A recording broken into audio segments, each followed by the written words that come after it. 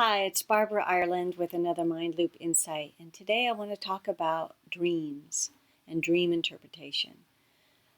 There's a beautiful quote by a Jewish sage that says, "A dream unexamined is like a letter unopened."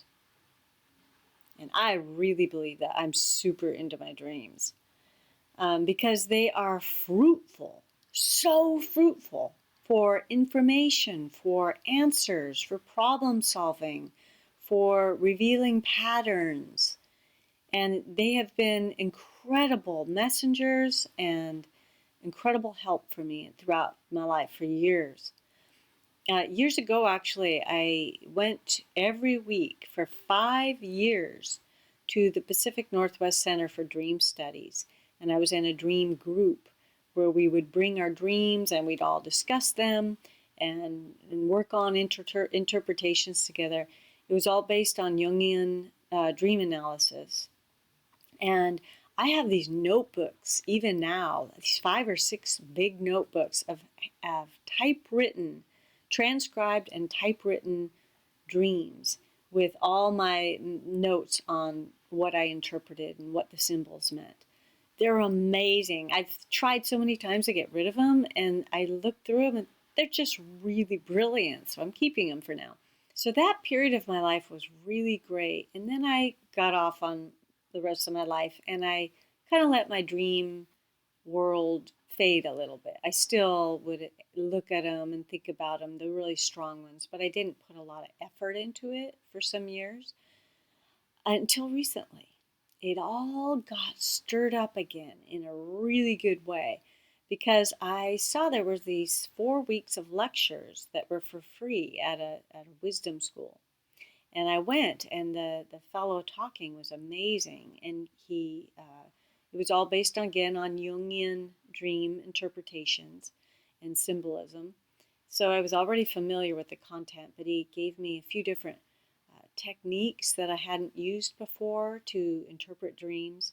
And, and since then, of course, what happens? Here's the deal. If you're one of these people that say, I don't really have dreams, I don't remember them, most of the time, the reason is because there isn't the intention and honoring, the intention to remember and the honoring of the dreams.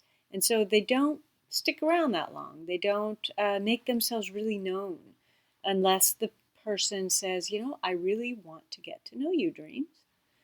So that's the first step, is to say, I'm making an intention to remember my dreams.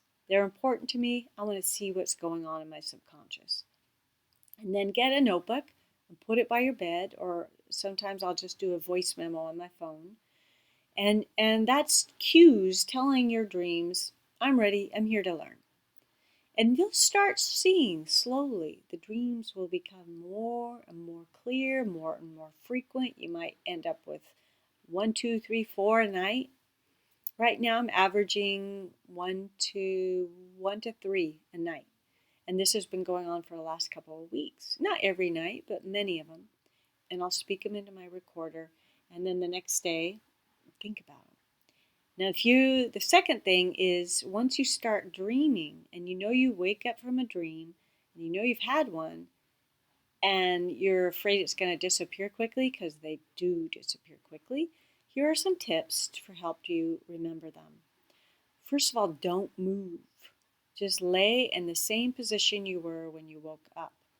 Because the second you start moving or you go to the bathroom or whatever you do, it starts going away. So the first thing is just lay there and replay the dream back in your head without falling back asleep 1, 2, 3 times. The more times you do it, the more it'll start ingraining into your consciousness. And look who's in the dream. Do you know them? Do you not? What are the emotions that you came out of the dream with? What are the emotions in the dream? Like, what are you feeling when you wake up? That's a big one. And then also, what are you feeling in the dream? What is the action? Where are you? Location is important. How old are you? That tells you information about what part of your life the dream is pointing to. And then once you've replayed it a few times, then write it down or speak it into your voice recorder.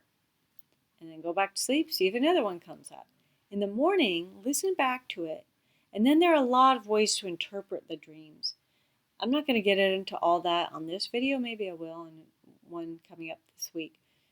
But the main thing is start just asking yourself, why maybe did I dream that at this point in my life? Are there any people in here that really stand out in my life, or any qualities about those people that I really love or really don't love? Was I being chased? Where, in like what locations was I being chased? And just start letting it kind of sink in. Just start asking questions. You don't have to have the answers right away. That's the first kind of way to kind of sort through those. And you start getting impressions that are very interesting. And then you might want to write down those impressions on the dream and start making notes, and things will start. It's like a puzzle, and these little pieces are getting put into place. Now I see these as messages from the unconscious. And for me, they're, like I already said, they're very important. They're very valuable. I've gained so much knowledge about myself, my motivations, um, situations, how to problem solve through situations. It's been very helpful for me.